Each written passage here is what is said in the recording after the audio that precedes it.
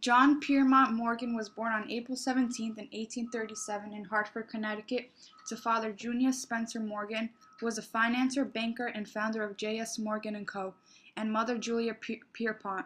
J.P. Morgan attended Episcopal Academy in Cheshire, Connecticut. He later attended the English high school that specialized in mathematics.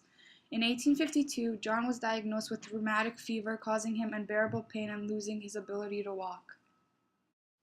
After recovering from rheumatic fever, J.P. Morgan later became an American financier and banker.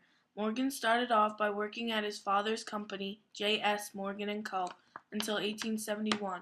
In 1871, Morgan started his own private banking company, which became known as J.P. Morgan & Co. His company was a commercial and investment banking institute. The company became one of the country's leading financial firms. It was so powerful that the U.S. government looked up to the firm to help with the Depression of 1895. J.P. Morgan & Co. also assisted in preventing the 1907 financial crisis. In 2000, J.P. Morgan & Co. was acquired by Chase Manhattan Bank to form J.P. Morgan Chase & Co. J.P. Morgan was also a philanthropist and an art collector. Morgan always thought of others, so he decided to become a part-time philanthropist. Being a philanthropist, John helped the poor and the government. Morgan also had a love for art. He collected art paintings, books, clocks, and other objects. His art collection was later donated to the Metropolitan Museum of Art, and his collection of written notes went to the Morgan Library. The Panic of 1907 was a financial crisis that almost destroyed the American economy. Many New York banks were closed due to bankruptcy, until Morgan tried to resolve the financial crisis. Morgan met with the nation's leading financiers, forcing them to make a plan to fix the crisis. He organized a team of bank executives which redirected money between banks, secured international lines of credit, and bought healthy stocks of corporation. The crisis underscored the need for a powerful mechanism, and Morgan supported the move to create the Federal Reserve System. J.P. Morgan's father ran a steel company, and after he died, J.P. Morgan decided to take over the company. The company was first named J.S. Morgan Company, but when Morgan took over, he renamed it U.S. Steel. J.P. Morgan talked with Charlie M. Schwab, president of Carnegie, and businessman Andrew Carnegie to buy out their business.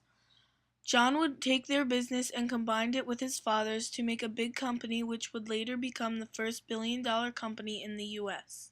To preserve his investment, J.P. Morgan decided to refuse several anxious trends in the railroad system. Speculator John Gould threatened the profitability of the industry by lowering rates in order to attract businesses to poor lines like the Erie. To stop Gould, Morgan had a meeting with other leading railroaders to a meeting on his yacht. Morgan convinced them to end the rate wars by threatening to block their access to investment capital. Morgan had a great power over American railroads. Morgan invented a system of techniques called Morganization. Morganization used J.P. Morgan's reputation to lure European financiers into America by taking over an industry and stabilizing it through monopoly. Morgan would then turn the industry into a single, stable, profitable matter that was much more palatable to European banks. Although Morgan had many successful investments, he had some failures as well. Tulsa and Warncliffe were one of those ventures that failed. Morgan invested $150,000 in this high-powered transatlantic radio transmission project. Tulsa declined because there was no more money in the investment. Morgan also attempted to enter the London Underground field. Transit magnate Charles Tyson Yerkes prevented Morgan from building an underground railroad because it would have competed with tube lines controlled by Yerkes. In 1902, J.P. Morgan & Co. financed the International Mercantile Marine, an Atlantic shipping combine which absorbed American and British lines. It controlled subsidiary corporations. Because of the unscheduled nature of sea transport, Morgan was unable to dominate transatlantic shipping through interlocking directorates and contractual arrangements with the railroads. J.P. Morgan died in Rome, Italy on March 31, 1913, at the age of 75. This left his fortune and business to his son, John Piermont Morgan, Jr. J.P. Morgan, Jr. took over the business after his father's death, but was never as influential. As required by the 1933 Glass-Steagall Act, the House of Morgan became three bodies: J.P. Morgan & Co., which later became known as Morgan Guaranty Trust, Morgan Stanley, an investment house, and Morgan Grenfell in London, an overseas securities house. The gemstone Morganite was named in his honor.